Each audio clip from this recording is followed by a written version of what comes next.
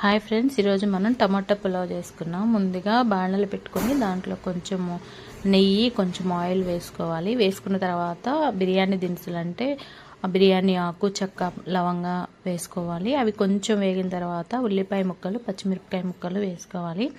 ఇవి కొంచెం బాగా వేయించుకోవాలి. ఇవి సిమ్లో పెట్టి కొంచెం బ్రౌనిష్ కలర్ వచ్చే వరకు కూడా వేయించుకోవాలండి.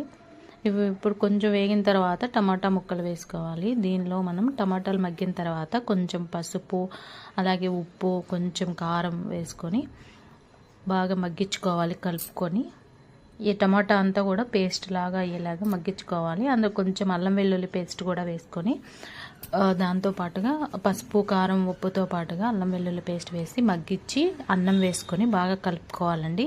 అన్నీ సమానంగా కలుపుకుంటే ఎమ్మి టొమాటో రైస్ రెడీ అండి. మీకు ఈ వీడియో నచ్చినట్టయితే ప్లీజ్ సబ్స్క్రైబ్ అండ్ లైక్.